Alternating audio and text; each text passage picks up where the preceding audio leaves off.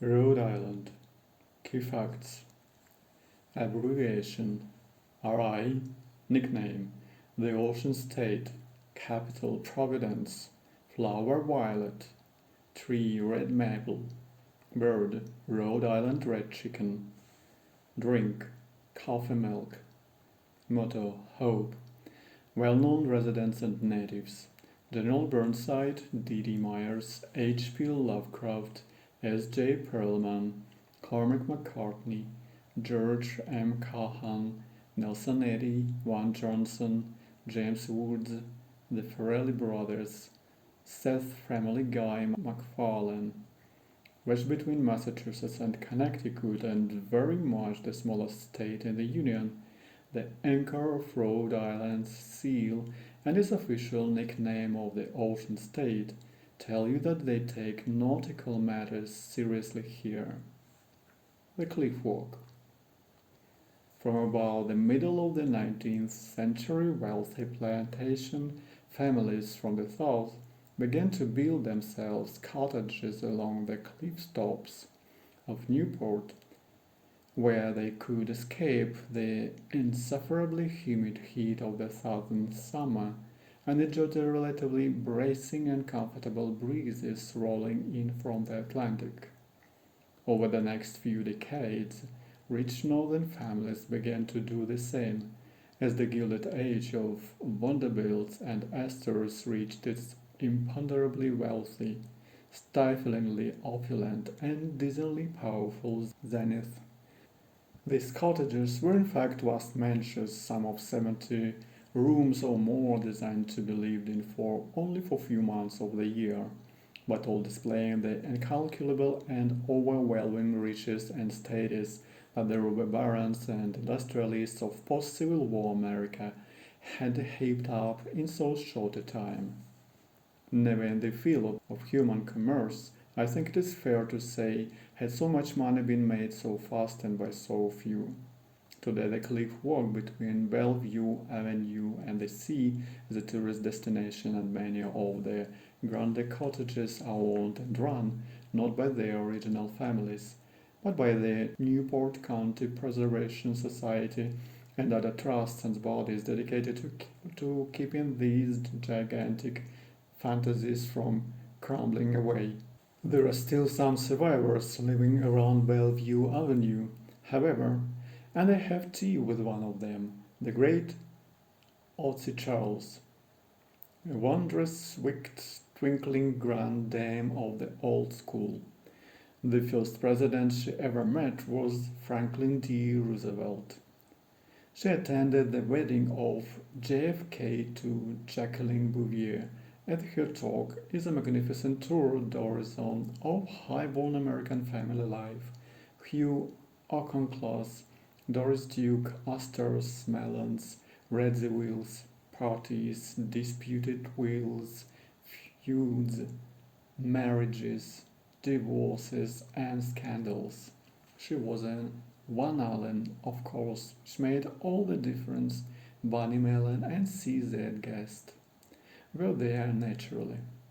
Heaven knows what he saw in her. She can have had more than 200 million, which these days she married the Duke of Marlborough. Calamitous error. We all saw that it would never do.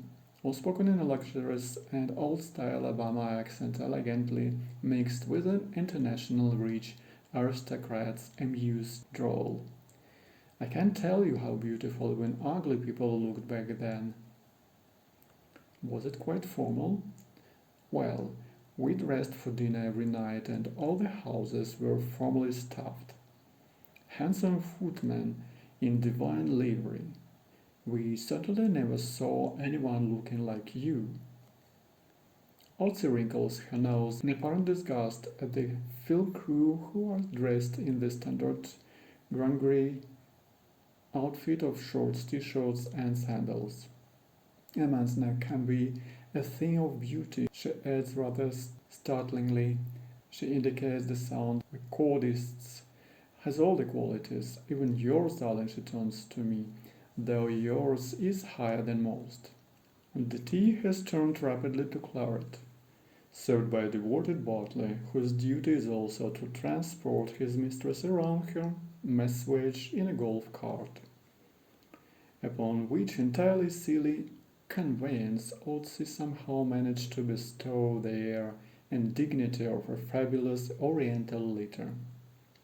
We go next door to the big mansion, where Otzi now makes do in a converted shepherd's house which is big and beautiful enough in its own right, being full of her paintings, furniture, and exquisite knickknacks. Land's End, the big mansion, built by the novelist Edith Wharton, the supreme chronicler of the Gilded Age, has been given by Otzi to her daughter Victoria and son-in-law Joy. A little gilt may have come of the age, and a little gilt may have been added, but from where I stood in it was pretty gilded still. I am sailing. Aside from the eye-popping, jaw-dropping, bowel-shattering wealth of display along the cliff walk, there is class of a trimmer, more elegant kind, was still flourishing in Newport. It is a wonderful place to sail and has been a center of regatas and races for over 100 years. The greatest prize in sailing is of course the America's Cup, the oldest active trophy in international sport, the great dream, the holy grail, the one. It was offered as a prize by the British Royal Yacht Squadron of Cowes, Isle of Wight in 1851, and was won by a boat called America, which is how the cup gets its name, though it might just as well have been because a yacht from the United States have won it so consistently and for so long. Enormous fortunes have been poured into cashing the cup, and for 132 years it remained in America, for much of that time in Newport. Poor Britain, that great sailing nation, has won the trophy precisely 0 times. The United States held it for the longest winning streak in history. Testament to the remarkable qualities of American seamanship, marine savvy, nautical engineering skills, and sheer damned money. Most would agree that the golden age of America's cup racing was the late 40s, 50s, and 60s, the days of the 12-meter class yacht. In 1962, winning by 4-1 and watched by President and Mrs. Kennedy, was the graceful Weatherly. She kept the cup in Newport, where it had been since 1930 and where it would remain until Alan Bond of Perth, Australia, finally broke that winning streak in 1983. The Weatherly is now one of only 3 surviving wooden America's Cup defenders in the world, the only yacht to have won the cup when not newly built. She is beautiful, she is as Grace Kelly says about her boat, the true love in the film High Society, which is set of course in Rhode Island. The Weatherly is a year as they come. She is now owned by George Hill and Herb Marshall, who managed to keep her in tip-top racing condition and to make money from her by charter. George, a fit and trim 50-year-old with silver hair and a lean outdoors face, watches me clamber aboard, pick myself up, trip over a sticky-up thing that had no right to be there, pick myself up again and fall down in a heap, gasping, "Welcome aboard," he says. A crew of 3 barefoot limber girls and a barefoot limber youth are tying knots with their toes, hauling on winches and, without trying, outdoing Tommy Hilfiger and Ralph Lauren models for looks and style. Within a few minutes sails have been unfurled and ropes uncleated, and we are underway. I take up a position next to George, who is manning the wheel and calling our mysterious commands. This is real sailing, The power, speed, and excitement is hard to convey. I have always been a physical coward in sporting endeavors, sailing not excluded. Being shouted at to turn about, having to duck as great beams swing around to bang you on the head, leaning over precipitately, simply not understanding what is going on, having words like tack, jib, sheet, and cleat hurled at you. My childhood was full of such moments. Growing up as I did in a nautical county like Norfolk, and I long ago decided that sailing was for other people. I do not especially mind being asked as a guest on board a boat, so long as I do not have to do anything more than sip wine.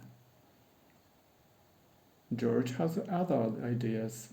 If I am to go on board the Weatherly, then I am to pay my way by crewing. He is very kind but very firm on this point as he steps aside for me to steer. "You're laughing," he says. Well, more bark of joy at the blue sky and the crisps.